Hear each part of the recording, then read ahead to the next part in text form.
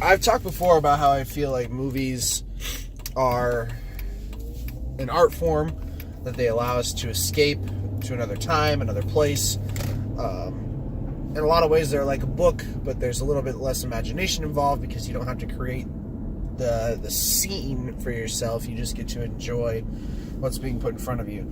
But on the other side, sometimes a bit of that illusion is taken away from you, especially if it's a book that's been made from a movie, or a movie that's been made from a book. Sorry.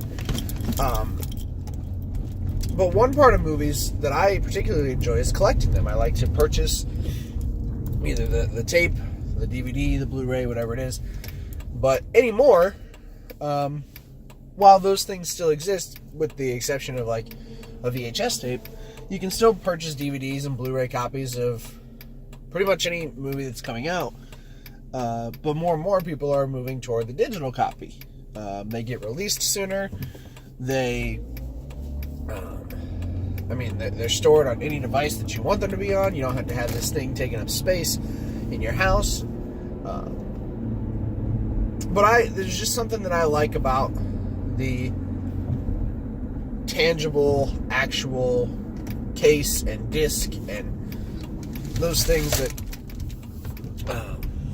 have been around for quite some time.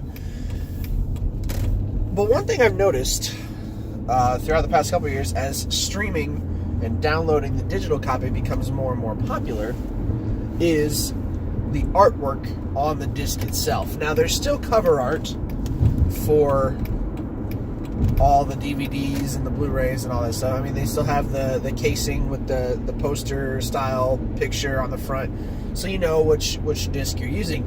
But what I'm seeing happen is on the disc itself, everybody's just using that matte silver skin with just the clear title, the font, the writing.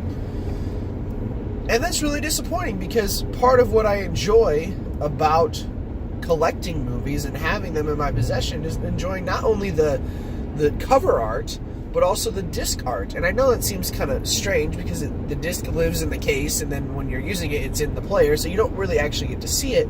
But there's just something nice to me about being able to open up the case and see that disc sitting there. One, you instantly know if it's the right disc with the right case. If you've got a child running around at home like I do, that likes to take them out and move them around, then it makes it a lot easier to identify them back. When it's all that silver and clear covering, I didn't bring an example with me to show you, but I have one. Multiple, actually, but one in particular that will be of relevance. It just makes it easier to put them away in the correct spot, because you don't have to look and try to decipher. Because if you look at those silver and clear ones at the wrong angle, you can't read what it says. But my example is Iron Man 2 and Iron Man 3. Iron Man 2 had the original, at least my copy of Iron Man 2 had the original DVD cover art, or DVD disc art on it. So you got a picture of Tony and Ivan and Pepper and Happy and all the people, scenes from the movie or poses. And then I went to change out from Iron Man 2 to Iron Man 3, open the case for Iron Man 3, and it's just that silver background.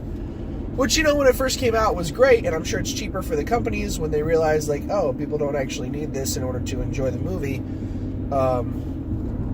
But it's annoying. I wish more discs had artwork on them from the movie, especially if it were different than the DVD, the cover art itself on the case.